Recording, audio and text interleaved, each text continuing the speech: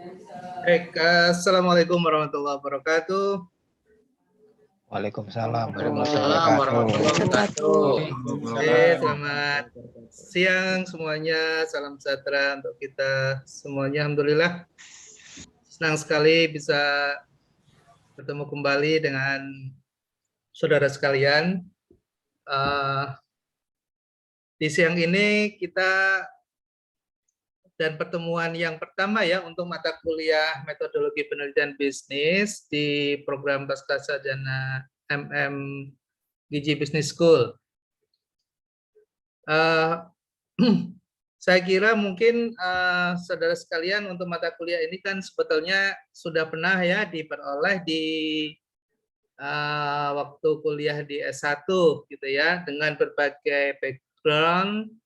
Pastinya sudah pernah mendapatkan materi tentang metodologi penelitian dan juga sudah pernah melakukan juga riset pasti, yaitu di skripsi ya, sudah menyelesaikan skripsi dulu.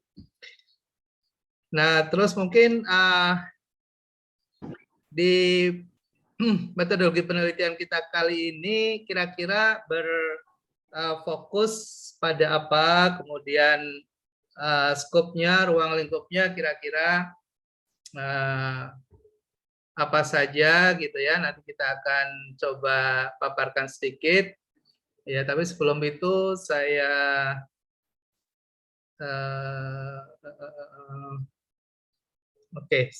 sorry ini. Oke, di layar saya kelihatan enggak ya? Kelihatan, Pak. Ya. Kelihatan ya? Kelihatan. Bentar.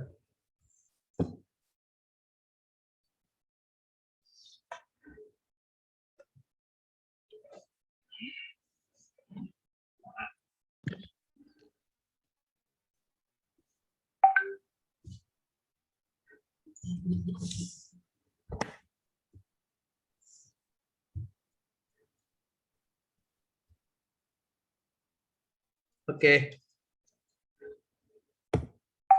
Kita seperti biasa ya, 4 kali pertemuan ya. Nanti sampai jam kurang lebih asar ya, kita istirahat, kita break, kemudian kita lanjutkan lagi. Ada 4 topik yang ingin saya sampaikan ya. Jadi yang pertama prinsip-prinsip penelitian. Nanti ini sebagai refreshing saja, refresh saja. Kita sudah pernah dapatkan, tapi mungkin perlu kita segarkan kembali gitu. Kemudian yang kedua desain penelitian ya, desain research. Ini lebih dekat sebetulnya kepada persiapan penyusunan proposal penelitian gitu ya. Jadi kita kembali untuk mengingat kira-kira desain dari suatu proposal seperti apa, dan pada saat nanti kita akan menyiapkan penelitian khusus untuk menyelesaikan tesis gitu ya, kira-kira gambarannya seperti apa gitu. Kemudian nanti pertemuan minggu depan ya, mudah-mudahan diberikan kesempatan dan kesehatan ya, umur yang panjang, insya Allah kita lanjut dengan membahas data dan sampel. Nah, setelah itu kita lanjutkan ke analisis data.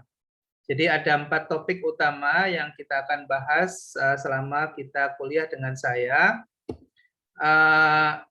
Skop ya, ruang lingkupnya ya seperti yang ada di slide ini ya. Nanti harapannya adalah walaupun pertemuan kita tidak terlalu panjang, tapi karena kita sudah punya basic ya, sudah pernah mendapatkan materi yang sama, jadi sifatnya hanya mengulang, merefresh gitu, dan tentunya kita sesuaikan dengan kebutuhan kita saat ini untuk menyiapkan diri menyusun tugas akhir dari studi kita di S2 ya. Oke. Oh ya, mungkin juga barangkali kalau misalnya walaupun dalam kesibukan yang luar biasa, Mungkin saudara sekalian kan ada yang sedang bekerja gitu ya. Ya sebetulnya sih kita bisa nanti selama 1 pekan ke depan ya, 1 minggu ke depan, nanti saya berikan sedikit tugas ya untuk menyusun proposal ya, sehingga kita akan ada untuk ya mempersiapkan diri gitu ya dengan baik, dan barangkali nanti ada yang bisa kita evaluasi bersama, kita bisa diskusikan dalam ruang walaupun terbatas begitu atas tugas yang nanti kita berikan ya. Nanti seminggu ini mungkin mudah-mudahan ada kesempatan kalian untuk mempersiapkan menyusun proposal ya, proposal penelitian. Nah, minggu depan nanti kita akan bahas walaupun terbatas tapi minimal ada output ya, ada output yang kita bisa hasilkan dari perkuliahan kita gitu ya, tidak hanya sekedar mendapatkan nilai, tapi kalau saya secara pribadi sebagai dosen berharap kalian mendapatkan output yang maksimal ya, walaupun dengan keterbatasan yang ada. Baik, ya ini saya nggak bisa bergerak nih. Aduh, saya coba stop dulu. Saya ulangin lagi.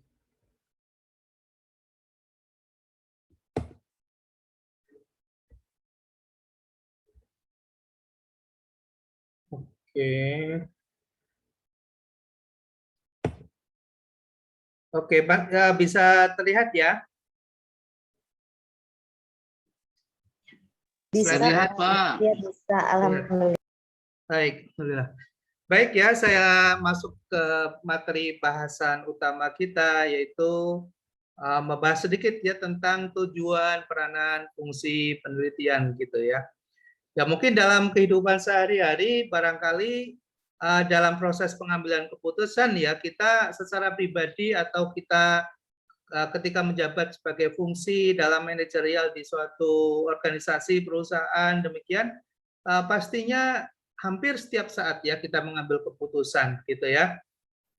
Sebagai contoh misalnya keputusan pribadi misalnya untuk mengambil sebuah sikap, ini saya mau lanjut kuliah S2 atau tidak misalnya ya, kalian sudah mengambil sebuah keputusan, iya saya akan lanjut S2 ya, studi saya agar jenjang gelar saya dan pengetahuan saya bertambah dan meningkat misalnya. Itu sebuah keputusan gitu ya. Nah, keputusan yang mungkin terkait dengan keputusan penggunaan misalnya ya, untuk meningkatkan tingkat kesejahteraan pribadi misalnya. Oh, gimana saya bisa mendapatkan pekerjaan tambahan atau pendapatan tambahan misalnya, dan kemudian kita ambil sebuah tindakan dan sikap, oke lah saya mungkin akan nyambi barangkali bisa ikut menjualkan barang atau jasa milik orang lain misalnya sebagai broker atau maklar misalnya. Nah, keputusan untuk mengambil sesuatu yang berdampak ya terhadap baik pendapatan maupun berdampak terhadap proyeksi masa depan ya, itu tentunya ada 2 sumber yang menjadi pijakan ya. Yang pertama mungkin karena pengalaman kita sebelumnya gitu ya, ketika kita mendapatkan suatu masalah dan kemudian kita mampu menyelesaikan masalah itu dengan baik misalnya, maka itu bisa menjadi bekal atau menjadi ya experience untuk mengambil keputusan berikutnya yang lebih baik gitu. Nah, dalam konteks pengambilan keputusan itu kan sebetulnya ada tiga landasan ya, ada 3 landasan basic gitu. Yang pertama bisa karena berdasarkan experience ya, pengalaman. bisa juga karena berdasarkan dari pengetahuan atau knowledge ya. Nah, ada juga yang bersifat insting ya, feeling ya, perasaan atau insight gitu ya, karena ada suatu ya orang sebagai manusia, sebagai insan begitu diberikan rasa atau feel ya yang terkadang tidak bisa diterima oleh akal sehat ya, common sense gitu, tapi itu bisa menjadi dasar dalam seseorang untuk mengambil suatu keputusan. Nah, kita dalam konteks research sebetulnya melakukan mengcombine bagaimana kita bisa mendapatkan suatu informasi, suatu dasar, suatu pijakan yang bisa diterima secara akal sehat gitu ya, rasional gitu. Ya, kemudian kita bisa mempertanggungjawabkan gitu ya, dan bisa dilakukan secara sistematis, artinya orang lain bisa memahami alasan kita ya dalam suatu mengambil keputusan ya. Suatu saat kita mengambil keputusan kalau kita berbasis pada kaidah ilmiah, pada suatu proses ilmiah, biasanya lebih bisa diterima oleh orang lain karena kita bisa menjelaskan yaitu tata urutannya, kemudian alasan-alasan yang rasional gitu ya, dan dasar-dasar gitu ya kenapa kita mengambil keputusan tersebut misalnya. Nah, kita sebetulnya riset ini dalam kehidupan sehari-hari sangat melekat ya pada setiap orang sebetulnya, pada setiap orang.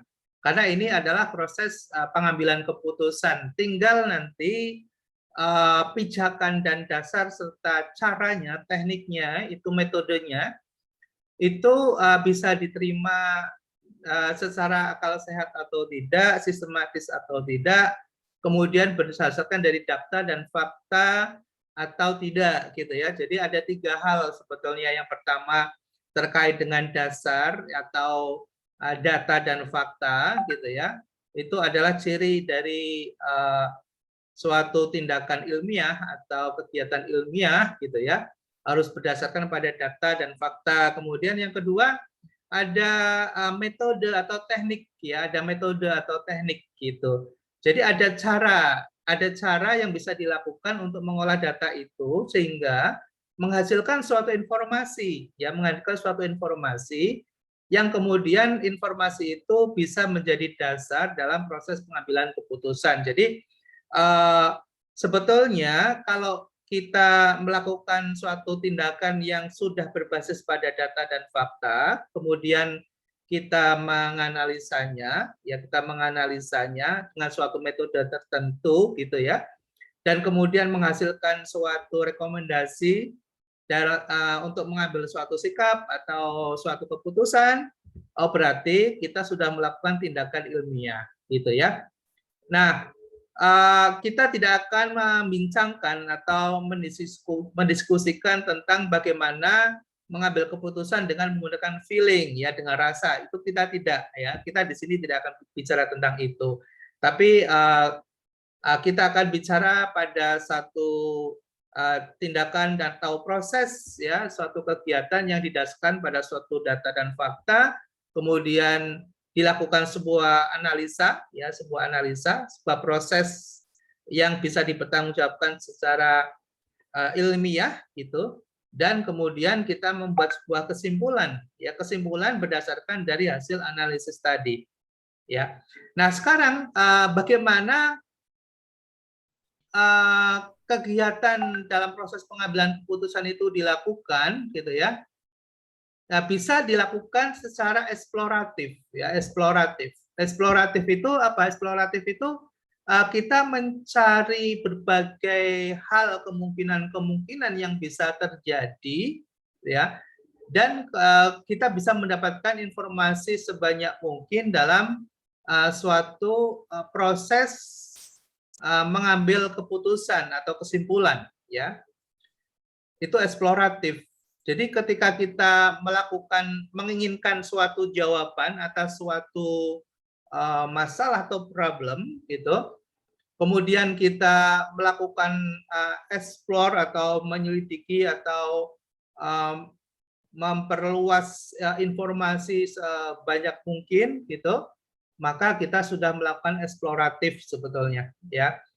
Nah, hal lain selain eksploratif adalah verifikatif, yaitu melakukan verifikasi apakah data dan informasi yang kita gali tersebut itu benar atau tidak, ya, valid atau tidak gitu. Nah, kemudian ada juga karena tujuan untuk development, untuk mengembangkan. Jadi setelah kita mendapatkan sebuah informasi dan kita bisa lakukan verifikasi, kemudian kita mengembangkan, ya, mengembangkan.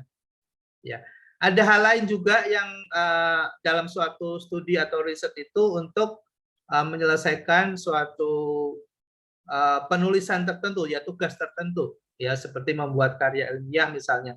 Nah, tujuan riset itu bisa bermacam-macam, gitu ya. Tapi fungsinya sebetulnya satu, yaitu bertujuan untuk memecahkan suatu masalah. Jadi sumber dari riset adalah masalah, gitu ya.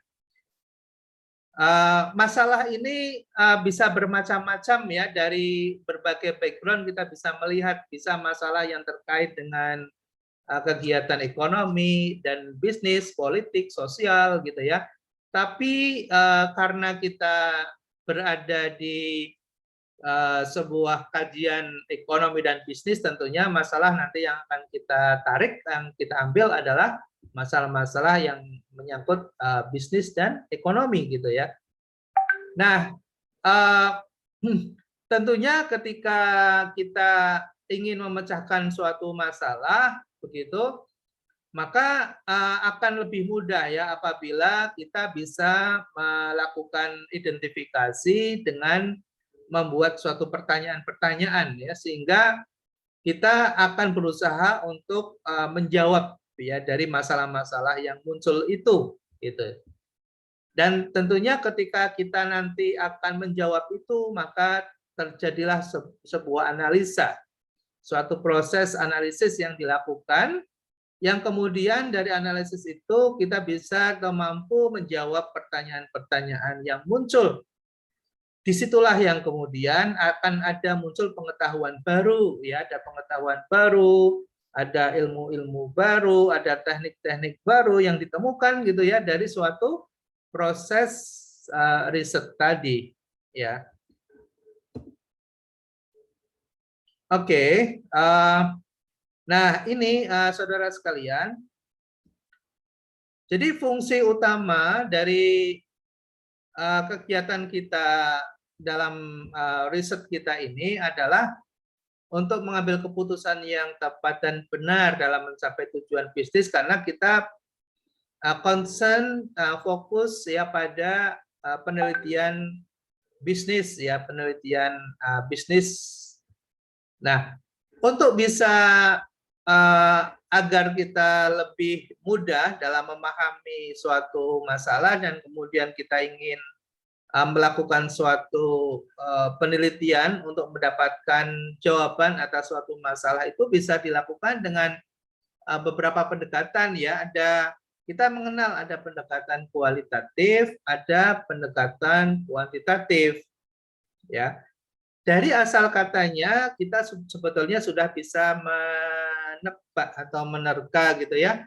Kalau kualitatif maka lebih banyak kepada hal-hal yang sifatnya deskriptif, kemudian simbol, ya, kemudian kata gitu ya, kemudian lebih kepada hal-hal yang sifatnya non numerik gitu ya, bisa dalam bentuk naratif gitu ya. Nah, kalau kuantitatif tentunya karena bicara tentang angka begitu, maka pendekatannya adalah pendekatan yang sifatnya matematik, sifatnya lebih kepada statistik gitu ya. dengan menggunakan ilmu-ilmu sains yang bisa dilogikakan dengan angka-angka gitu ya. Nah, nanti di dalam penelitian yang nanti dilakukan oleh seorang mahasiswa yang sedang menyelesaikan tugas akhir dalam bidang manajemen dan bisnis, tentunya kita bisa memilih dua pendekatan itu sebetulnya ya, boleh kualitatif, boleh kuantitatif gitu.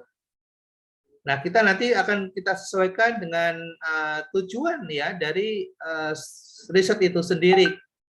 Ya, misalnya kalau kita meneliti perilaku ya, perilaku itu kan lebih dekat pada ilmu sosial ya, ilmu psikologi misalnya.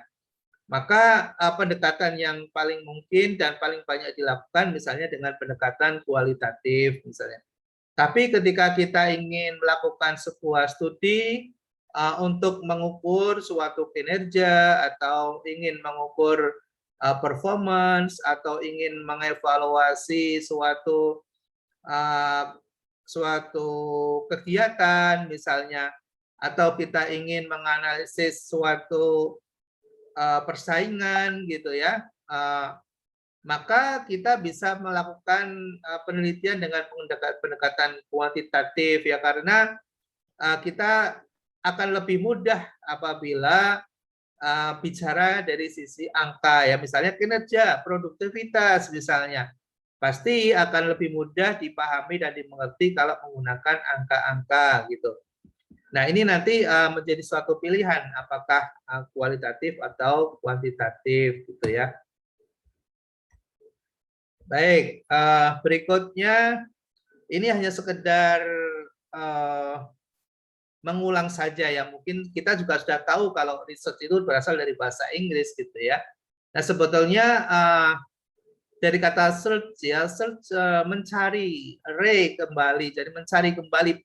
Jadi hakikatnya sebetulnya sesuatu itu sudah ada gitu ya, sesuatu sudah ada, tapi kita ingin temukan, yakin ketemukan dan kemudian kita ingin pahami secara lebih mendalam sehingga kita bisa melakukan suatu tindakan atau pengetahuan atau suatu temuan baru yang bisa bermanfaat ya bagi manusia.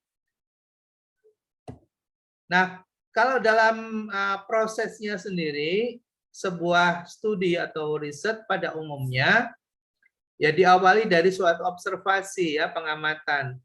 Nanti juga demikian ya, ketika kita akan mengambil suatu judul riset misalnya, kita sebelumnya pasti sudah mengamati gitu ya, kira-kira kita tertarik di bidang apa gitu ya, di bidang SDMK, di bidang pemasaran misalnya, atau kita tertarik di pengembangan strategi misalnya, atau kita tertarik di bidang keuangan, operation, produksi misalnya. Nah, dari minat tadi kita bisa kemudian melihat secara lebih spesifik ya, lebih khusus gitu ya, mulai sudah mengerucutkan gitu ya, mengerucutkan atas pilihan itu ya, sehingga tidak bias, kita tidak kemudian semakin bingung ya, semakin bertambah waktu semakin bingung mengambil judul.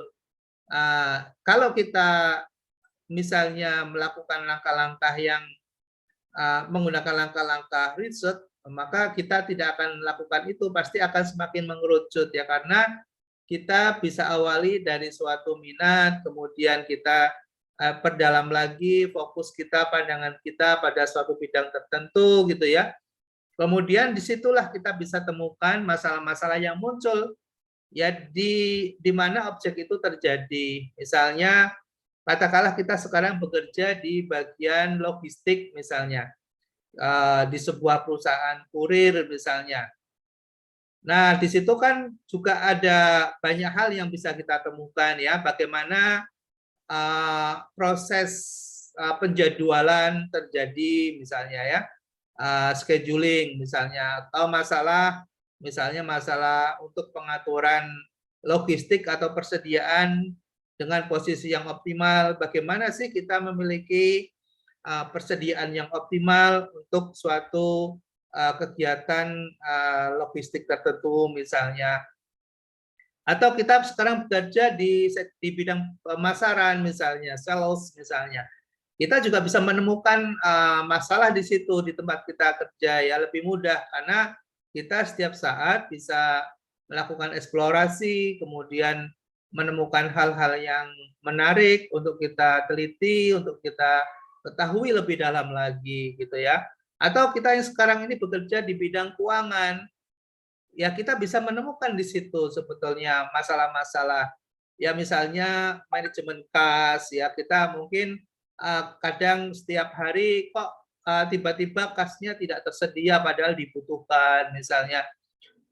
Atau misalnya kok seringkali terjadi selisih misalnya ya antara catatan misalnya dengan uang cash kita gitu ya.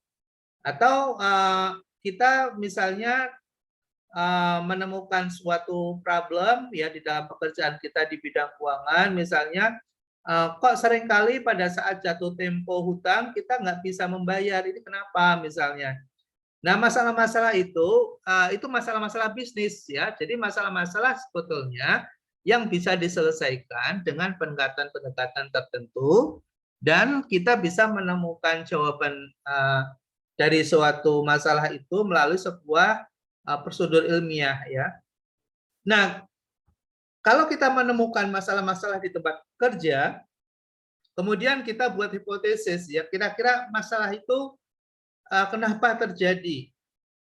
Nah, ada dugaan kenapa masalah itu bisa terjadi. Kemudian ada jawab sendiri gitu ya, jawab sendiri. Oh, ini terjadi misalnya masalah keuangan tadi ya. Misalnya masalah keuangan. Oh, ini terjadi seringkali ada ketidaktersediaan uang kas pada saat kita harus punya kewajiban membayar misalnya. Anda bisa menduga itu. Ini masalah manajemen kas nih, gitu ya. Manajemen kasnya nggak beres nih, gitu.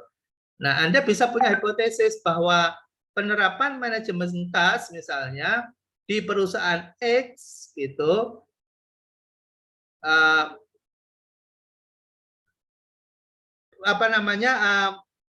ada persoalan ketidaksesuaian antara kebutuhan dan ketersediaan kas disebabkan karena masalah manajemen kas. Anda sudah punya hipotesis, Anda punya hipotesa sebetulnya, udah tahu nih gitu. Tapi kan harus diteliti dulu kenapa itu terjadi gitu ya. Kemudian ujungnya adalah pasti rekomendasi atau kesimpulan dan saran. Jadi Anda bisa menemukan suatu masalah itu, bisa menguraikan dan kemudian memberikan sebuah solusi dan menguji atas hipotesis tadi dengan berbagai pendekatan teori yang ada. Ya. Nah, kalau sudah bisa membuat hipotesis atau jawaban atas masalah tadi, analisa gitu ya, dianalisa. Nah, dari analisis itulah yang kemudian tadi muncul kesimpulan-kesimpulan. Maka akan mendorong atau bisa menyumbang pemikiran-pemikiran baru, kemudian bisa membantu dalam memperkuat suatu teori tertentu, gitu ya.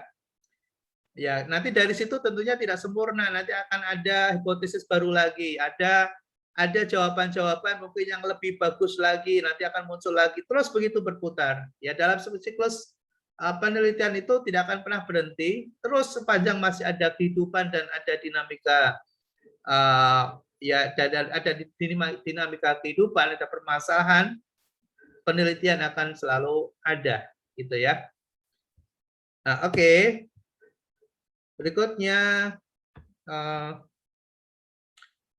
nah ada pertanyaan ya, ada pertanyaan.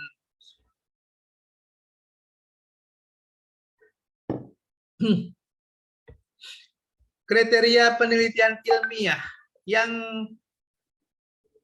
yang baik itu seperti apa? Yang kadarnya tinggi, yang ya kalau ada kemampuan memberikan pengertian yang jelas tentang masalah yang diteliti. Jadi kalau penelitian itu akan bisa bagus ya kalau kita mampu bisa menguraikan masalah itu dengan baik ya.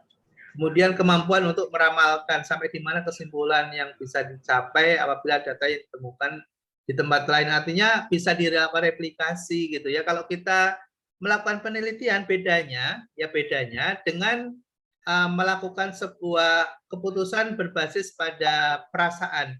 Kalau perasaan itu nggak bisa dijelaskan gitu ya, atau insting misalnya, itu nggak bisa ditiru oleh orang lain. Gitu. Tapi kalau kita menggunakan kaidah ilmiah, maka ketika kita mengambil keputusan dengan benar, apa yang kita lakukan itu bisa ditiru oleh orang lain. Kenapa? Karena langkah-langkahnya itu jelas bisa dipertanggungjawabkan. Gitu ya, bedanya di situ.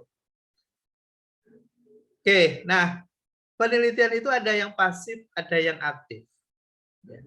Posisi penelitian pada umumnya menghubungkan apa? Jadi penelitian itu pada umumnya menghubungkan antara keinginan manusia itu sendiri, kemudian ada permasalahan-permasalahan yang timbul, kemudian ada perkembangan ilmu pengetahuan, dan ada metode ilmiah.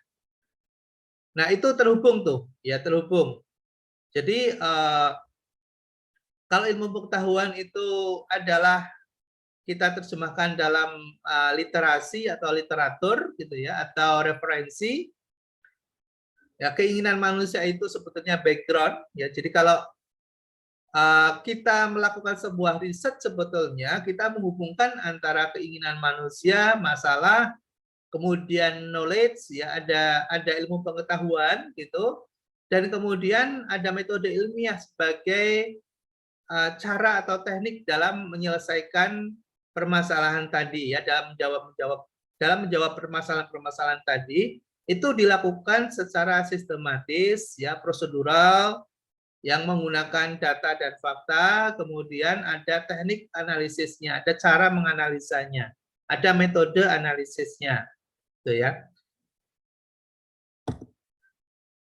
Nah, berikutnya adalah ciri-ciri penelitian, ya, ciri-ciri penelitian ilmiah. Ciri penelitian ilmiah itu apa? Purposiveness, jadi ada tujuan.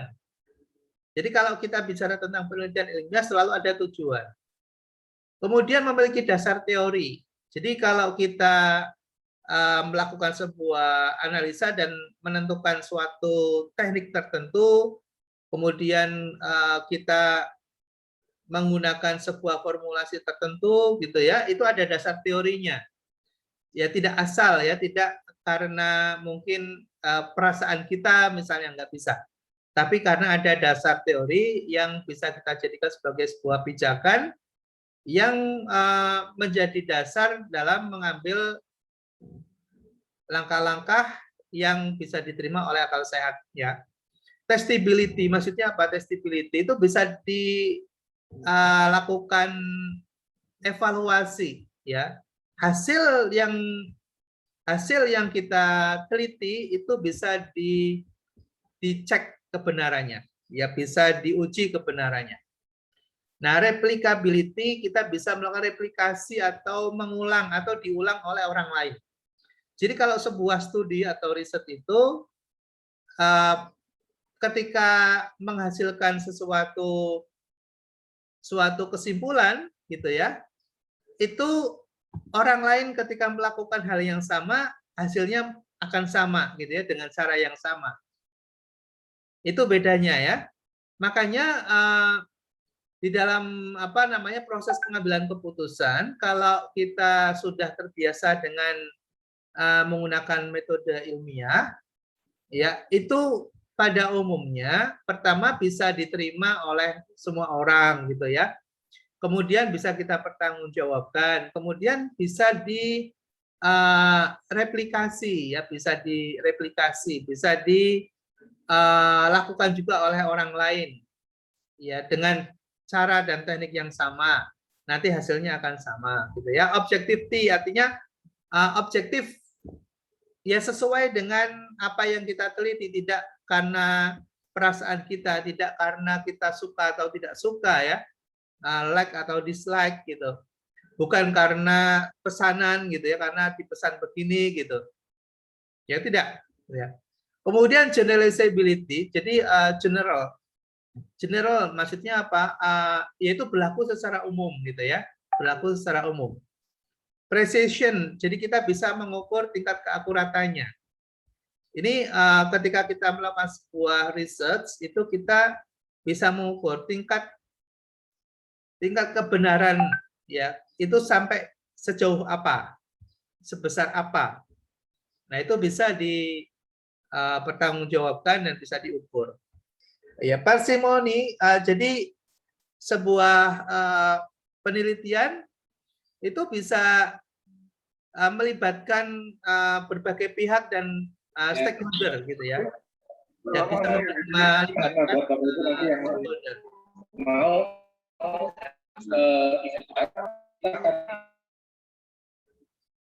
Oke.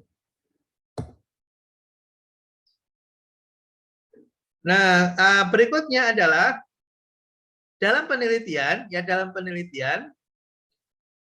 ada karakter yang memang sesuai dengan kaidah ilmiah, yaitu apa? Sistematik, logis. Sistematik itu berarti berurutan ya. Logis itu berarti bisa diterima secara akal sehat. Empirik itu menggunakan data-data yang sudah berjalan selama ini. Jadi case-case-nya atau data-data yang kita olah itu memang dasarnya adalah sesuatu yang memang betul terjadi dan bisa dipertanggungjawabkan datanya. Objektif dan replikatif. Ya tadi sudah dijelaskan sebelumnya ya. Nah, hasil yang diperoleh berdasarkan hasil yang diperoleh, penelitian itu dibagi menjadi dua. Ada namanya basic research, ada yang namanya applied research. Ya. Nah, pada penelitian-penelitian ekonomi dan bisnis, manajemen dan bisnis, pada umumnya adalah yang nomor 2 ya, applied research. Jadi kita melakukan sebuah research untuk bertujuan diaplikasikan. Jadi bisa diaplikasikan gitu ya. Bisa diaplikasikan. Apalagi kalau penelitiannya itu adalah penelitian bisnis dan manajemen. Ya. Sedangkan berdasarkan bidang yang diteliti ada dua ya, penelitian sosial dan penelitian eksakta. Ya, kemudian yang perlu diketahui juga bahwa dalam penelitian ya kita bisa mengkategorisasikan, memisahkan antara field research, library research, dan laboratory research ya. Masing-masing tentunya memiliki perbedaan. Kalau field research, kalau kita misalnya ingin mendapatkan data yang ada di tengah-tengah masyarakat, ya di tengah-tengah masyarakat. Jadi kita bisa melakukan penelitian lapangan. Atau library research, ya kita bisa juga melakukan desk study, ya desk study atau kita meneliti dari teori-teori berbasis pada referensi atau literasi yang ada. Bisa juga karena laboratory research, ya penelitian laboratorium, tapi itu biasanya dilakukan untuk ilmu-ilmu eksakta. Nah, berdasarkan teknik yang digunakan, kita bisa survei, ya penelitian survei. Bisa juga eksperimen research atau penelitian percobaan. Nah, kalau di dalam bisnis dan manajemen, pada umumnya menggunakan penelitian survei. Ya, kalau kita misalnya ingin melakukan suatu studi atau kajian tentang tentang pemasaran, misalnya tentang perilaku misalnya, nah itu menggunakan penelitian survei. Biasanya penelitian survei itu lebih dekat pada penelitian kualitatif, ya pada umumnya dekatnya ke situ gitu. Nah, hal lain yang perlu kita ketahui adalah sebagai peneliti kita semua karena akan melakukan penelitian pastinya, kalau kita nggak melakukan penelitian mungkin studi kita nggak akan bisa pernah selesai gitu ya. Karena di program magister, di program master atau pasca sarjana akan diakhiri dengan studi akhir ya, studi akhir kita dengan menulis tesis ya. Mungkin pada saat S1 kita ada juga yang non jalur skripsi gitu ya. Tapi untuk master gitu ya, mau tidak mau kita harus menyelesaikan tesis kita. Kalau tesisnya nggak selesai, studinya nggak akan pernah selesai.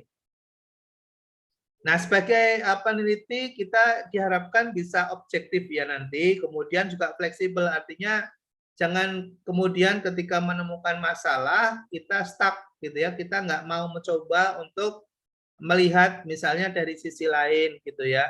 Nah, seringkali kegagalan dalam sebuah penelitian itu kita kaku gitu ya. Ketika menghadapi masalah kemudian kita berhenti, kita nggak bisa melihat dari sisi lain.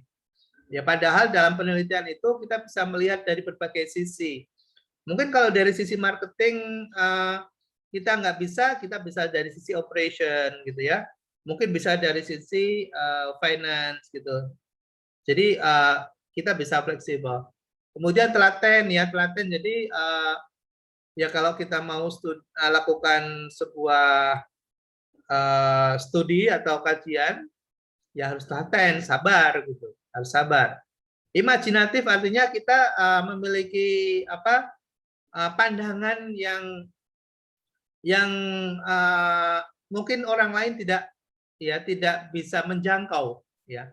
Jadi ketika kita mau meneliti itu sebaiknya kita sudah tahu apa yang kita ingin dapatkan ya, apa yang kita harapkan itu sudah terlihat di situ. Ya, kemudian ketulusan maksudnya ya nothing tulus ya, ketulusan. Jadi jangan kemudian karena hanya sekedar mengejar angka atau lulus itu kemudian kita paksakan gitu ya, kita paksakan dalam arti misalnya ada sesuatu yang tidak masuk akal, kita paksakan menjadi masuk akal misalnya ya. Jadi ya nothing tulus ya, apa adanya, ya apa adanya. Ketika kita melakukan sebuah penelitian, kita harus bisa sampaikan hasilnya apa adanya. Ya. Oke, berikutnya.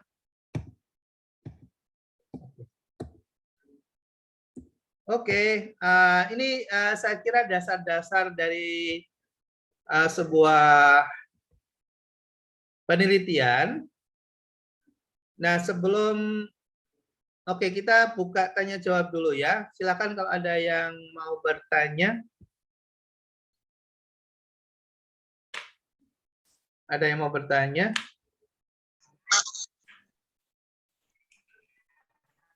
Saya, Pak. Ya, silakan, Mas Denny. Ya, terima kasih, Pak. Pada saat di perusahaan begitu, Pak, kan tadi ada metodenya survei ya, Pak ya. Iya. Di dalam survei itu sendiri, apakah nanti di dalam perlakuan surveinya itu sama seperti waktu kita dulu bikin skripsi gitu, Pak, menggunakan SPSS atau metode-metode yang lainnya, atau cukup survei saja kita nilai dengan asumsi grafis begitu, Pak? Ya, makasih Mas. Ya, makasih Mas Denny. Memang sebaiknya sebelum kita melakukan suatu riset gitu ya, kita sudah cukup mendapatkan pembekalan gitu ya, pembekalan baik dalam teknik analisis, ya alat-alat analisis yang kita gunakan gitu ya. Kita sudah itu mendapatkan pengetahuan atau bekal terkait dengan itu.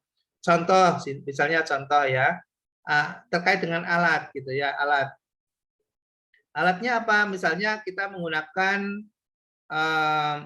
SPSS ya sebagai alat untuk menganalisa.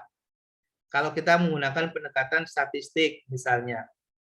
Kemudian kita menguasai FUs misalnya, atau PLS misalnya, atau SHAM ya, ada namanya structural equation modeling misalnya.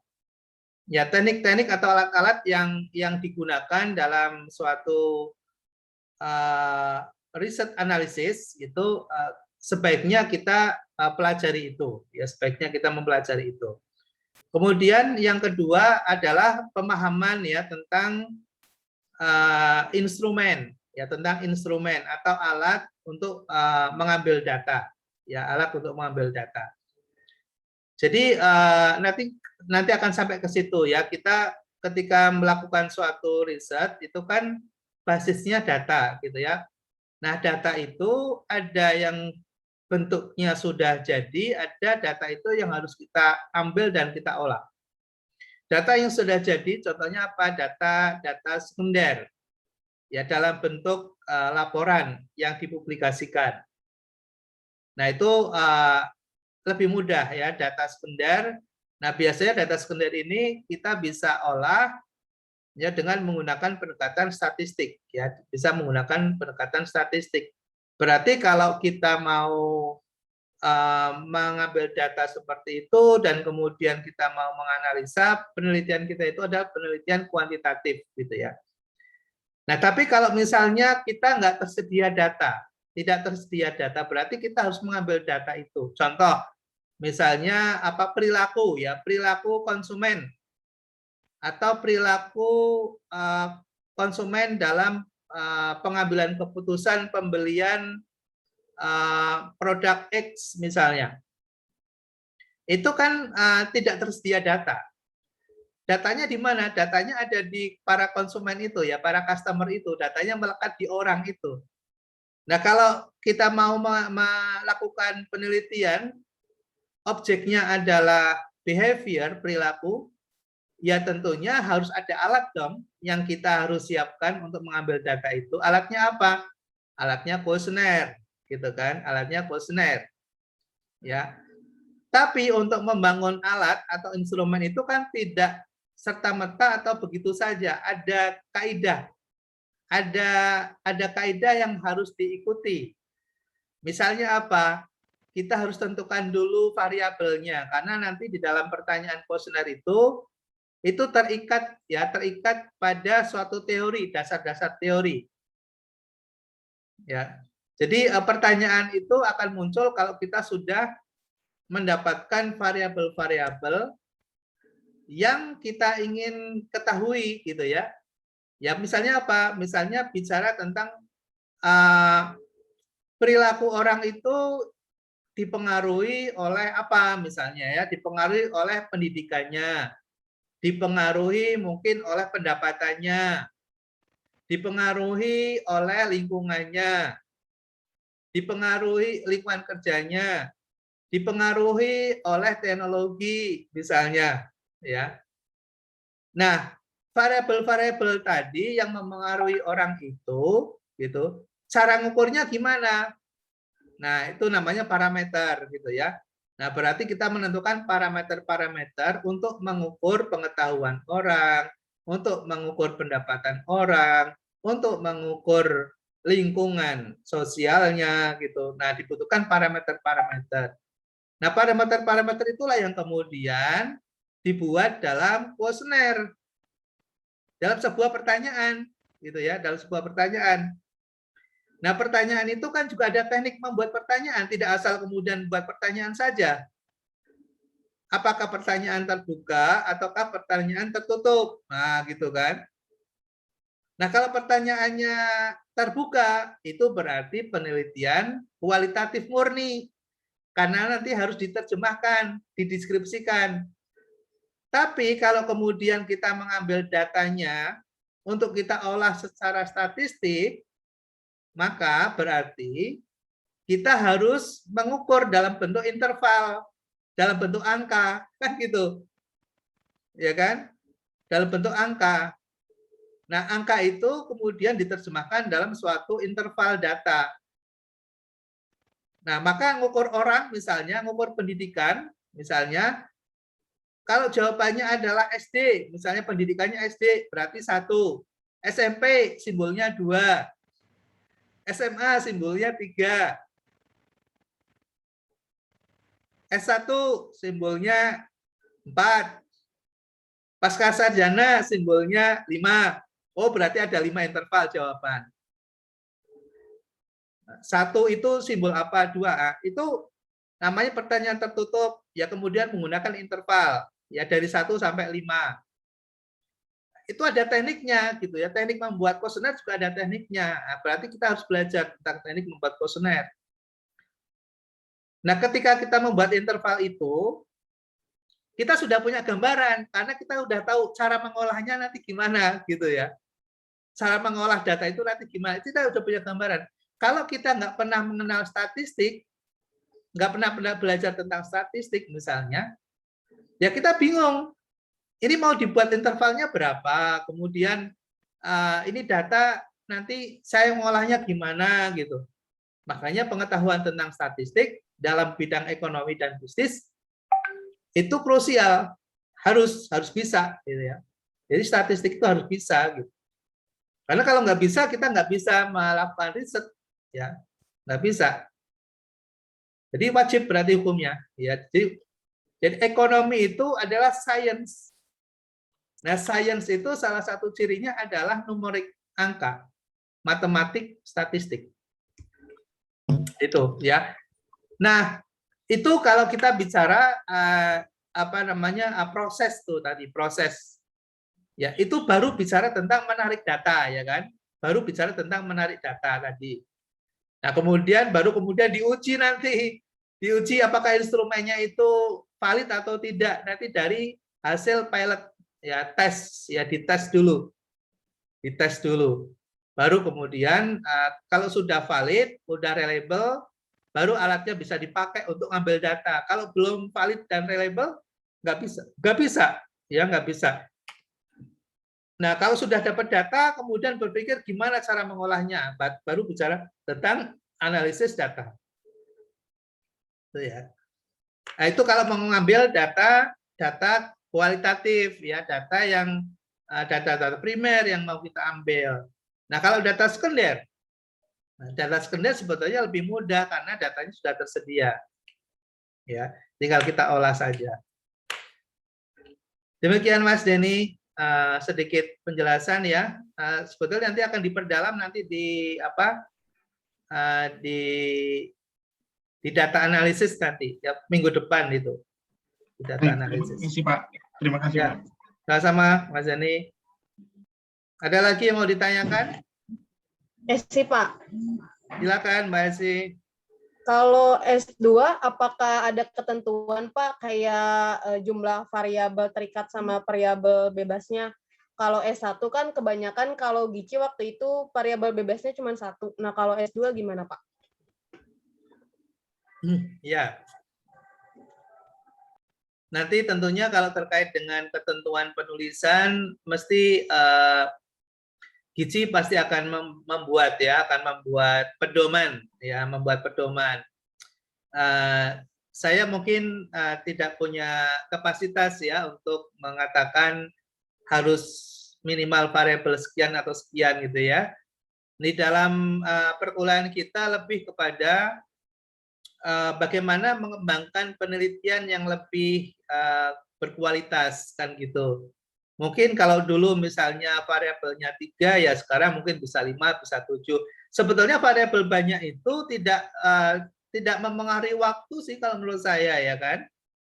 Jadi tidak memulai waktu dan tidak mempengaruhi tingkat kesulitannya gitu. Karena kan alatnya sama. Misalnya menggunakan regresi berganda misalnya. Nah, regresi berganda itu kan kita nggak menghitung secara manual. Kita tinggal masukkan ke data SPSS, kemudian muncul sudah hasilnya, ya kan gitu. Jadi sebetulnya banyak atau sedikitnya variabel yang diteliti itu tidak terlalu signifikan terkait dengan masalah waktu penyelesaian gitu ya. Sama-sama waktunya dibutuhkan misalnya 6 bulan ya 7 variabel atau 10 variabel ya sama-sama 6 bulan juga itu satu semester gitu. Atau dua variabel sama juga gitu. Jadi saya sarankan lebih baik gunakan variabel ya semaksimal mungkin yang bisa kita lakukan gitu ya. Sehingga nanti kita bisa memiliki sebuah insight yang lebih baik ya, memiliki insight yang lebih baik dari suatu studi yang kita lakukan itu gitu ya. Ya bisa 5, bisa 7 atau berapa gitu ya.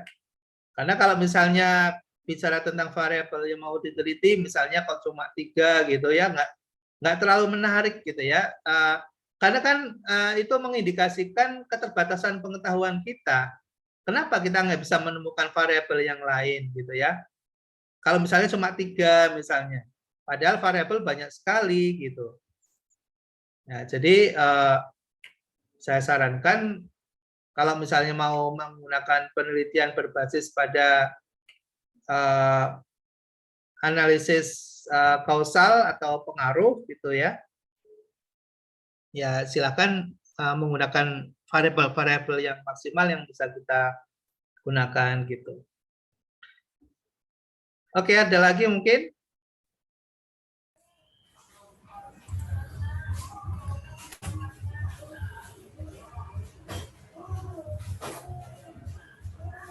Saya Pak.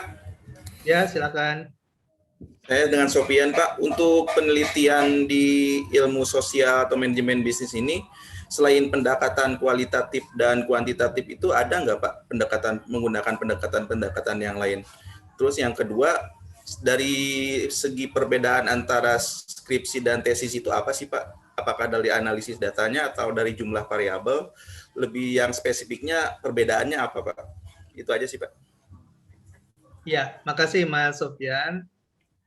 Apakah ada penelitian dengan pendekatan lain selain kualitatif dan kuantitatif gitu?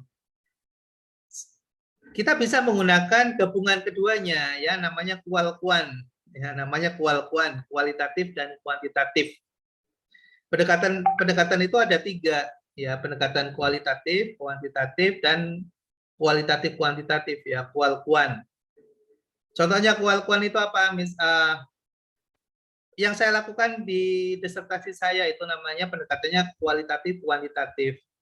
Jadi saya mengeksplorasi contohnya nih gini. Disertasi saya adalah analisis model, ya analisis model keuangan mikro namanya. Analisis model keuangan mikro. Nah, saya harus menemukan variabel-variabel yang membentuk suatu model atau bangunan dari suatu struktur yang namanya microfinance, yang namanya keuangan mikro, ya Islamic microfinance. Keuangan mikro Islam itu seperti apa gitu waktu itu. Nah, belum ada itu, saya harus mencari. Nah, untuk bisa mencari dan membuktikan bahwa variabel-variabel itu adalah merupakan organ struktur dari model gitu, itu saya harus bergelut dengan teori. Gitu ya. Saya mencari teori ya dari berbagai literatur, dari berbagai penelitian sebelumnya, kemudian saya mencari jurnal, artikel, buku-buku, manuskrip dan sebagainya, dan kemudian saya bisa pertanggungjawabkan dan saya bisa mempertahankan bahwa yang saya temukan itu adalah merupakan organ variabel dari pendekatan-pendekatan teoritik tadi, konsep itu. Nah, setelah itu kemudian saya diminta untuk menguji. Saya diminta menguji apakah betul variabel itu kalau dilakukan analisis dengan pendekatan kuantitatif teruji dengan menggunakan statistik gitu ya. Jadi sampai sejauh mana itu variabel yang ditemukan itu signifikan dalam membangun struktur model keuangan mikro syariah itu seperti apa. Nah, saya lakukan gitu ya. Saya menemukan variabel dan kemudian setelah itu saya uji. Dan ternyata di antara variabel-variabel itu ada yang tidak signifikan. Nah, kemudian saya eliminasi yang tidak signifikan itu. Itu. Nah, itu namanya pendekatan kualitatif kuantitatif. Mungkin untuk apa namanya? Untuk strata 2, untuk strata 2 memang tidak ada batasan yang begitu sangat jelas ya. Misalnya penelitian skripsi itu bedanya dengan penelitian untuk tesis seperti ini misalnya. Penelitian untuk S3 itu seperti ini gitu. Nggak ada batas yang terlalu jelas gitu. Ya terkadang hampir mirip juga ya antara tesis misalnya dengan skripsi gitu. Nah, cuma biasanya bedanya adalah di alat analisis yang digunakan gitu ya, alat analisis yang digunakan. Jadi misalnya kalau di skripsi kan biasanya analisis pengaruh ya, pengaruh X1, X2, X3 terhadap Y misalnya gitu ya. Misalnya begitu pada umumnya begitu gitu. Nah, kalau di master ya di program strata 2 misalnya itu tidak cukup hanya menguji variabel X terhadap Y ya, terhadap X1, X2 terhadap Y itu, tapi adakah variabel lain, misalnya namanya variabel moderasi misalnya. Ada variabel yang mengantarkan gitu ya, ada variabel yang menghubungkan gitu antara variabel X dengan variabel Y, namanya variabel moderasi misalnya. Nah, itu berarti kita harus menggunakan alat yang di atasnya SPSS, misalnya PLS atau SHAM, Structural Equation Model misalnya. Nah, makanya saya sarankan sebaiknya di dalam program pasca ini ada short course lah ya, short course untuk belajar SHAM atau FUS atau PLS gitu ya, selain SPSS gitu, sehingga bisa mendapatkan insight ya, sehingga penelitiannya itu lebih berkualitas gitu ya, lebih advance lah ya, lebih advance. Ya, itu saran saya sebegitu ya, kalau misalnya itu baik, mungkin bisa dirembuk dengan akademik gitu ya. Kita undang narasumber yang bisa memberikan training untuk mengoperasionalisasikan SHAM, PLS atau FUS gitu.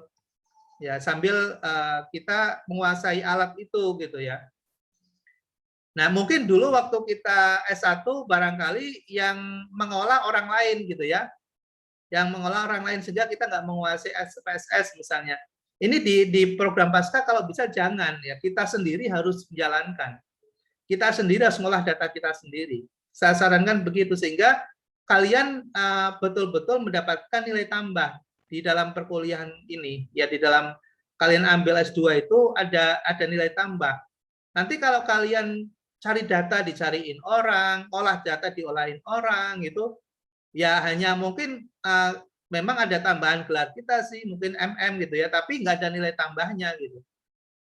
Ketika kita nanti akan menghadapi problem misalnya di kantor kita atau dalam pekerjaan kita gitu, kita nggak berkutik ya, karena orang lain semua yang ngerjain, kita nggak punya bekal gitu, nggak ada pengetahuan.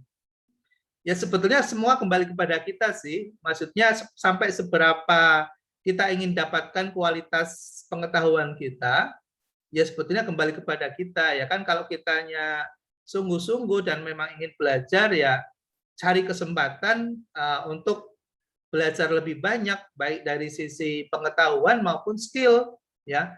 Nah, kalau saat ini kan kita belajar dari sisi knowledge sebetulnya ya. Dengan saya ini belajar tentang knowledge, tapi nggak belajar skill ini kita. Ya, skill itu nanti didapatkan ketika kita berlatih. Ya, misalnya kita pelajari SPSS, kita bisa mengoperasionalisasikan SPSS. Nah, itu skill tuh. Ya, kita punya hard skill ya. Kemudian kita misalnya bisa membuat reporting, ya kita menganalisa kemudian membuat laporan, itu skill tuh. Membuat laporan itu skill. Laporan dari suatu studi atau riset itu skill. Atau membuat proposal, makanya ini nanti setelah ini gitu, ini seminggu cobalah ya, coba ya semampu yang bisa kita lakukan, buat proposal seminggu ini gitu ya. Bisa jadi bisa saja dengan mungkin mengembangkan dari skripsi yang pernah kita buat, kita kembangkan. Gimana cara mengembangkannya? Cara mengembangkannya tambah variabel baru, tambah alat analisis baru, sudah. Itu juga bisa. Ya, kemarin misalnya 3 variabel, sekarang 5 dong, atau 7 variabel, nggak ada masalah, gitu. 7 variabel. Ya, kemudian tambahi lagi alat analisisnya, gitu ya. Yang dulu misalnya menggunakan multiple regression, misalnya sekarang gunakan SHAM, misalnya. Atau sekarang misalnya gunakan chronological correlation misalnya. Ya, tambahi alat analisis baru gitu. Sehingga tidak sama dengan sebelumnya. Bisa dengan cara seperti itu. Oke. Mungkin ada lagi Mas Sofian ya, sementara gitu ya Mas. Ya, terima kasih Pak. Ya, sama-sama. Saya Pak. Ya, silakan Mbak Sri. Ya, Assalamualaikum warahmatullahi Waalaikumsalam.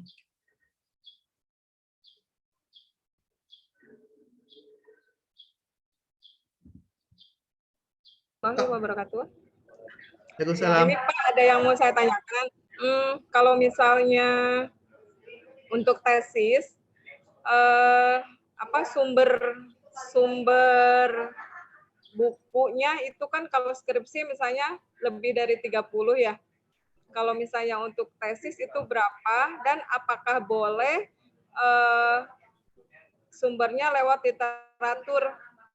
Kita melihat dari jurnal atau artikel orang lain di Google Scholar. Seperti itu, Pak. Ya. Terima kasih. Ya, makasih Mbak Sri. Ini sebetulnya lebih tepat ya pertanyaan ini dan bisa dijawab pada saat nanti ada coaching atau pembekalan untuk penyusunan proposal tesis gitu ya. Karena nanti di situ ada pedoman yang harus kita ikuti ya. Dalam mata kuliah kita ini sebetulnya lebih kepada dasar-dasar penelitian ya. Nah, itu kalau sudah menyangkut misalnya butuh berapa jurnal, artikel jurnal, tahun berapa minimal ya yang bisa kita gunakan sebagai rujukan misalnya. Kemudian buku-buku terbitan tahun berapa misalnya. Nah, itu sudah pada kebijakan ya, sudah pada kebijakan. Karena dasar dari riset itu sendiri itu sebetulnya kan bebas ya, bebas. Kita mau pakai 10 rujukan literatur boleh, pakai cuma 5 juga boleh gitu ya. Tidak kemudian benar atau salah atau kemudian penelitiannya itu dianggap penelitian yang gagal atau berhasil, tidak tapi dalam kebijakan akademik itu nanti akan muncul ya untuk pengaturan misalnya ini minimal harus ada rujukan dari artikel jurnal 5 tahun terakhir, minimal 10 artikel jurnal misalnya. Kemudian buku terbitan minimal misalnya 10 tahun terakhir misalnya. Ya itu kebijakan. Nah, kalau itu yang mestinya bicara adalah nanti di akademik nanti ya, di wakil direktur akademik itu nanti yang akan membuat kebijakan itu. Kalau saya tidak punya kapasitas untuk itu ya Mbak Sri, saya nggak punya kapasitas itu untuk menentukan gitu.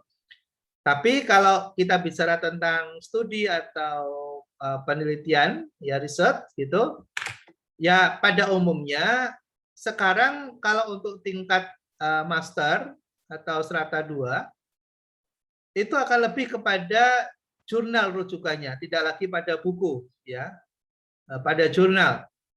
Karena di dalam jurnal itu adalah sebuah diskusi akademik yang sedang berjalan ya.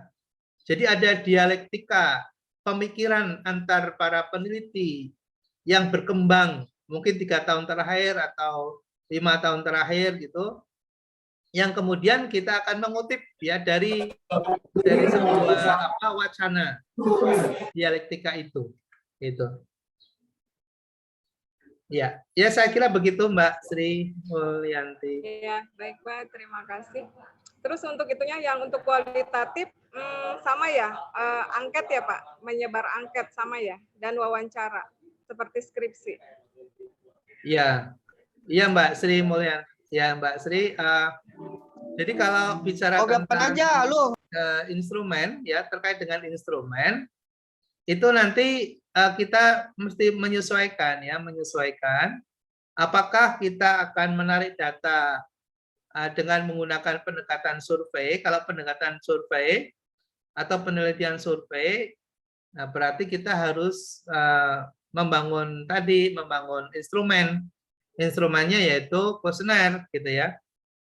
Kuesioner, apakah kemudian diperlukan wawancara? Kalau misalnya ada pendalaman, bisa juga dengan menggunakan wawancara untuk mendapatkan insight ya dari kuesioner yang mungkin tidak terakomodir misalnya.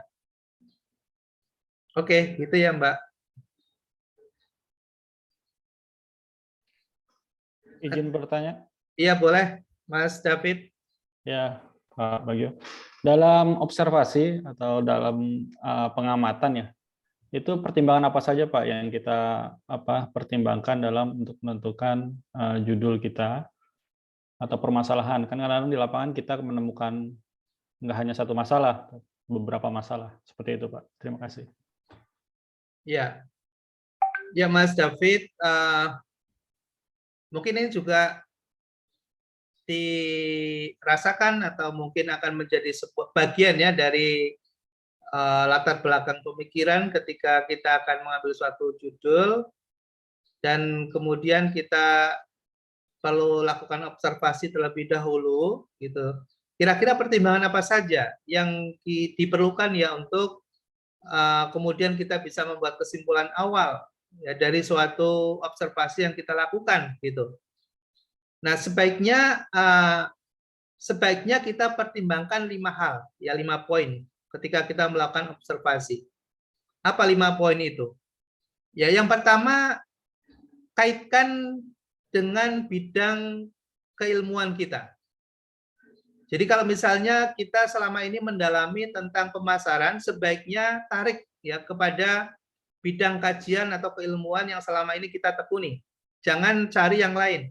Nanti kita akan ekstra ya, kita akan ekstra bekerja kalau kita berada di luar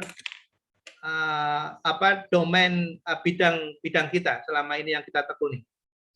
Ya, jadi yang pertama adalah kaitkan dengan bidang keilmuan kita ketika kita melakukan observasi. Kemudian yang kedua, kaitkan dengan biaya. Maksudnya apa? Kalau kita ingin menarik sebuah observasi dan mengambil kesimpulan sementara, gitu. Kalau kita ingin mengkaji dan mengeksplor, gitu, apakah perlu biaya besar atau tidak? Biaya besar atau tidak?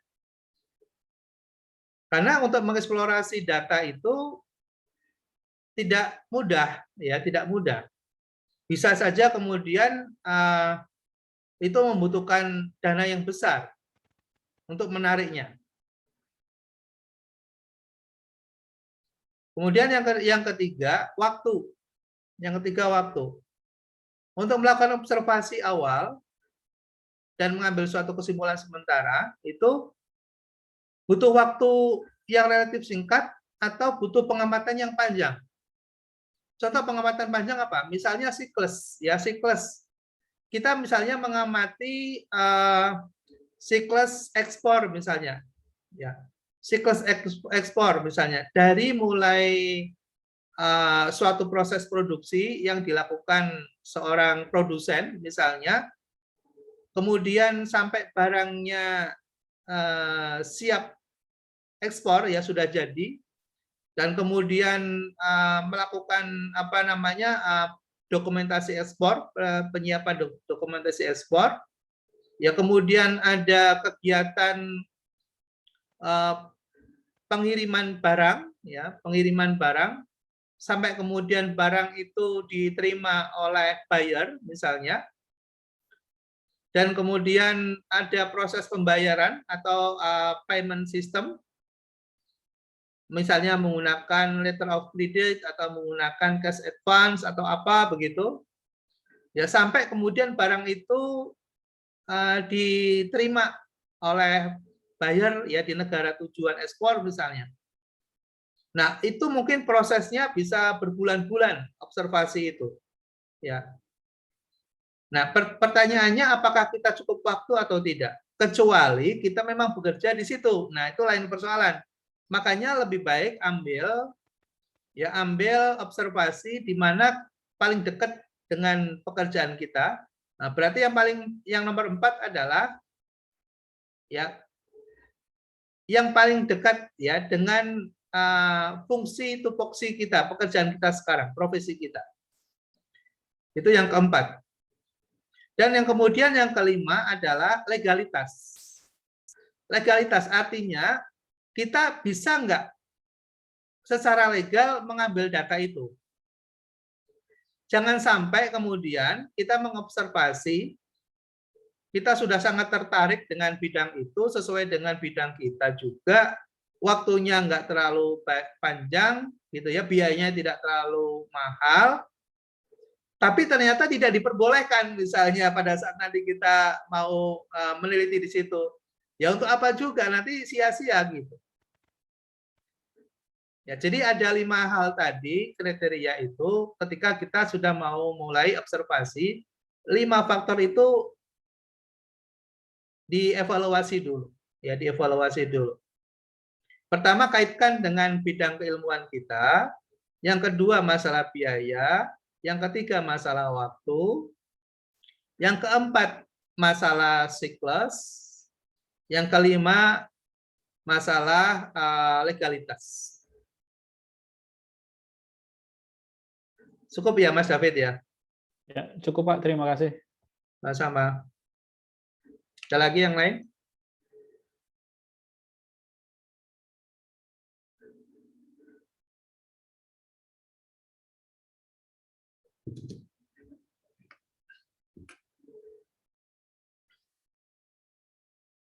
Kita pakai untuk tanya jawab ya, mungkin 10 menit lagi kita bisa break dulu, nanti kita lanjutkan.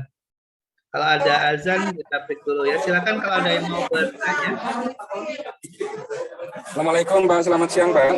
Selamat siang, waalaikumsalam. Saya Adi Pak dari Bekasi, Cibitung. Mas Adi, ya silakan Mas Adi.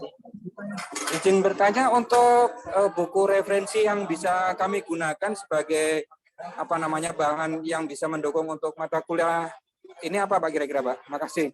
Assalamualaikum. Oh iya, waalaikumsalam. Nggak usah beli boleh ya, tapi boleh nanti saya kasih. Ini saya share. Jadi kalau ada yang bertanya, mungkin bisa menjadi rezeki ya. Saya punya buku yang agak bagus ya dari saya share-nya lewat apa nih? Saya share lewat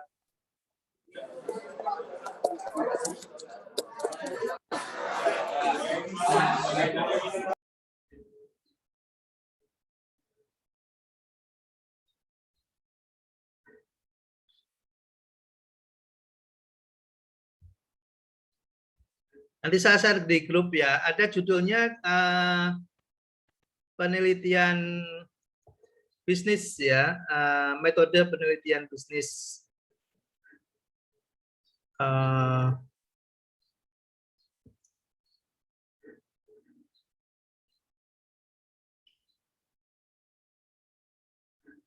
Oke, agak kesulitan ini saya. Nanti Mas Adi, saya nanti share di grup nanti untuk semuanya ya. Nanti bisa di ini. Judulnya metodologi penelitian bisnis judulnya.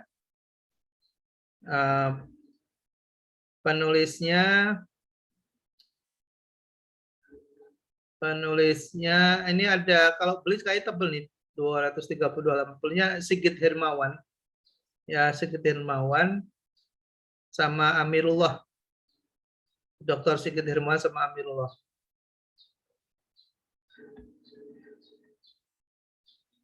Ya, nanti saya share saja. Oke, ada lagi mungkin yang lain? Di Jawa Timur sudah masuk sholat ya. Waktu sholat silakan Mas Denny. Selamat menjalankan ibadah sholat.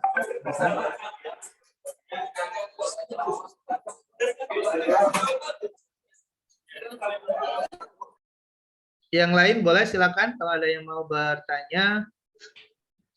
Izin Pak Subagio. Ya silakan. Saya, Bangka Belitung. Ya Mas Sadli. Saya ingin nanyakan gini Pak, untuk penelitian sendiri apakah ada batasan Pak? Kalau misalnya tadi Bapak bilang di tempat kerja ya Pak ya, mungkin kita bisa melakukan penelitian, kegiatan atau permasalahan yang ada di kantor kita, itu apa ada batasan hanya dalam satu kantor cabang aja, atau misalnya secara nasional ada batasan? wajib nih harus nasional, nggak boleh untuk satu kantor cabang saja permasalahan diteliti itu. Nah, saya pengen tahu itu, Pak. Kira-kira, Pak. Ya, Mas Adri, terima kasih. Ada di mana nih? Di Bangka Belitung? Sedang di Bangka Belitung, Mas? Enggak, memang di sini, Pak, saya, Pak.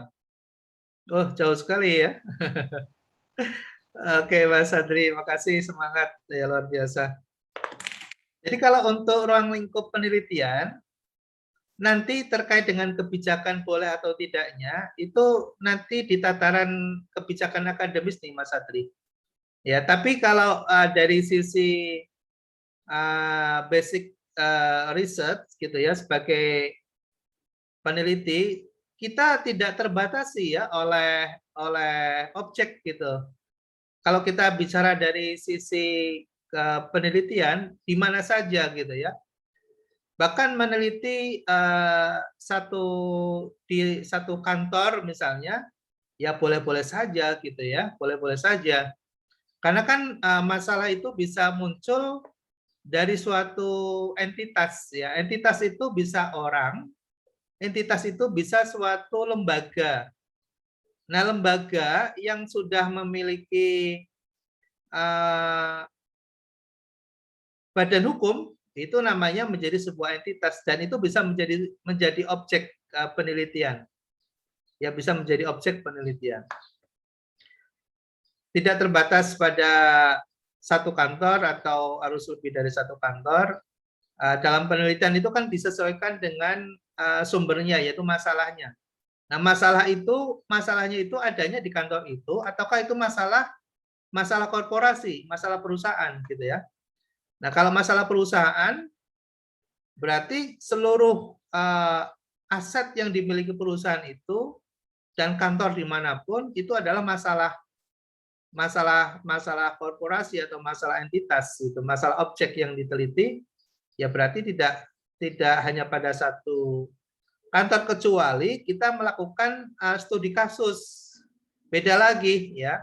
Kalau studi kasus misalnya kita ada 5 kantor cabang, tapi kita hanya meneliti di satu kantor, itu namanya studi kasus. Jadi studi kasus di kantor X. Jadi nanti disebutkan itu di dalam judulnya itu, ada tulisannya studi kasus. Ya karena apa? Karena hanya meneliti di bagian tertentu saja dari suatu korporasi atau entitas yang kita mau teliti. Gitu. Kalau dalam penelitian sosial misalnya kita ingin meneliti masyarakat Indonesia. Masyarakat Indonesia kan banyak, suku, bahasa, bangsa, banyak banget itu. Nah, kita ingin meneliti studi kasus misalnya kebudayaan Jawa, kebudayaan misalnya Sumatera Barat, kebudayaan Bali. Nah, itu namanya case study, studi kasus ya Bali, ya studi kasus di Jawa misalnya. Jadi hanya wilayah tertentu yang kita batasi. Kita membatasi. Itu Mas Adri. Terima kasih, Pak. Sama-sama. Ada yang lain silakan kalau ada pertanyaan.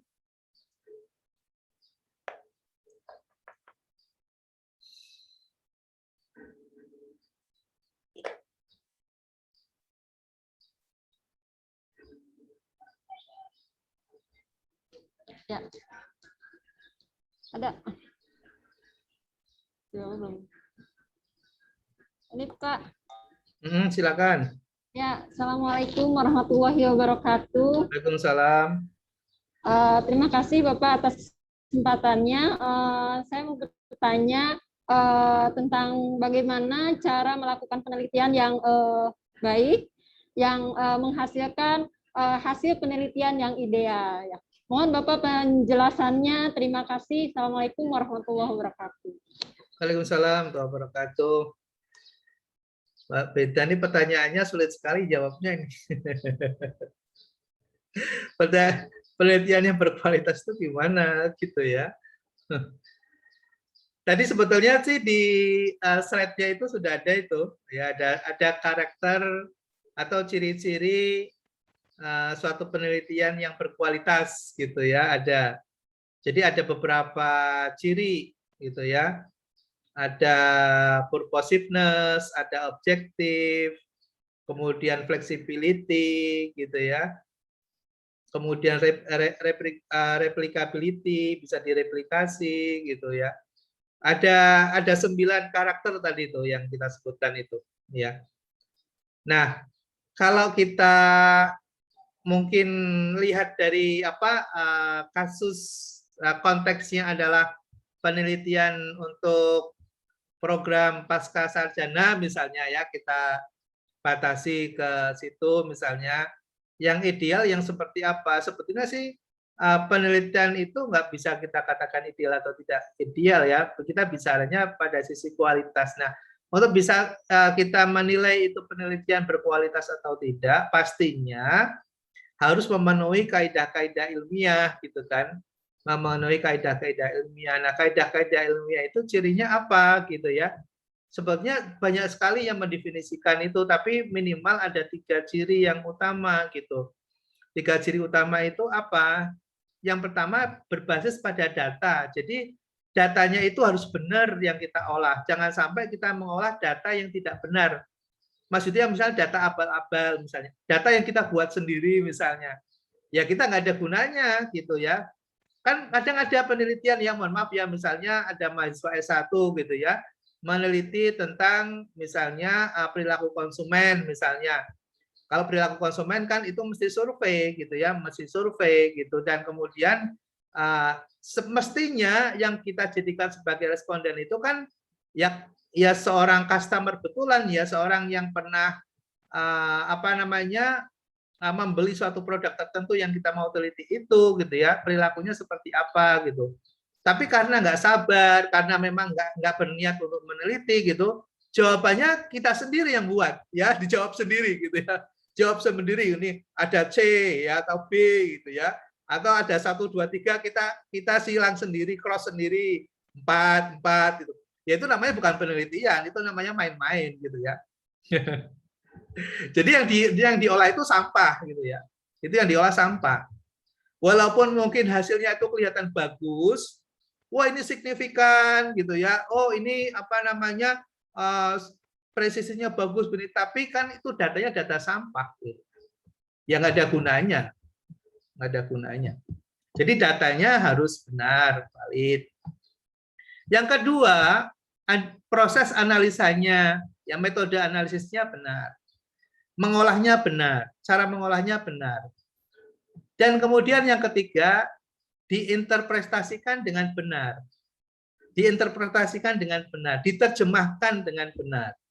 Datanya tadi yang diolah itu kemudian dideskripsikan, diterjemahkan, ditafsirkan. Itu baru berkualitas. Walaupun banyak buku menyebut ada 5 ciri penelitian, tapi bagi saya substansinya itu hanya 3 itu. Itu ya Mbak Beda ya. Terima kasih Pak. Ya, sama-sama. Ada lagi yang lain yang ingin bertanya, silakan. Izin Pak, Yarnes Pak. Oh ya, silakan Mas Yarnes. Kalau untuk metode penelitian ini, untuk final tugas akhirnya itu adalah sebuah proposal atau UAS biasa Pak? Itu saja Pak, terima kasih Pak. Oh ya, Mas Yarnes tanya, kira-kira nanti ujian di dalam mata kuliah kita ini seperti apa gitu ya? Apakah proposal ataukah proposal penelitian ataukah nanti ada ujian yang kita. Nah, kalau saya lebih prefer gitu ya, karena kan metode penelitian ini kan tidak hanya sekedar knowledge ya, knowledge ya harus tahu gitu ya, basic knowledge-nya, pengetahuan dasarnya harus paham gitu. Tapi juga harus ada output-nya gitu ya, harus ada output-nya. Output itu adalah salah satu parameter dari keterampilan. Ya, kita punya keterampilan enggak sih gitu ya. Nah, keterampilan itu ditunjukkan atau diwujudkan dalam bentuk menyusun proposal. Jadi makanya nanti seminggu ke depan ini siapkan proposal. Ya, siapkan proposal penelitian. Ya, siapkan proposal penelitian. Sehingga nanti kita bisa melihat, oh ya ini berarti sudah punya kemampuan ya untuk menyusun suatu desain penelitian gitu. Tapi juga nanti ada tes pengetahuan. Tes pengetahuannya apa? Berupa multiple choice saja, pilihan ganda. Jadi ada pertanyaan-pertanyaan yang terkait dengan basic knowledge penelitian. Misalnya pertanyaan tadi yang Mbak Beta tadi. Misalnya ciri-ciri dari penelitian yang berkualitas seperti apa misalnya. Nah, itu harus paham tuh, ya bisa ngukur. Ya. Kemudian jenis penelitian itu ada berapa gitu ya. Misalnya sumber data itu ada berapa, jenis-jenis data itu ada berapa misalnya. Alat analisis itu apa saja misalnya. Nah, itu pengetahuan dasar tuh, ya. Nah, kita akan bisa menyusun proposal dengan baik kalau kita memiliki dasar-dasar tadi, pengetahuan tadi. Kalau kita nggak ngerti, ya yang kita tulis, kita nggak ngerti apa yang sebetulnya kita tulis. Jadi ketika kita nulis, kita harus tahu, ya kerangkanya itu harus tahu kerangkanya. Mas Yarnes, gitu ya? Ya, Pak. Punten. Makasih, Pak. Ya, sama-sama. Pak, Ya, Mbak, yang silakan. proposal itu yang bab 1, bab 2, dan bab 3 ya, Pak? Pak, proposal bab 1, bab 2, dan bab 3.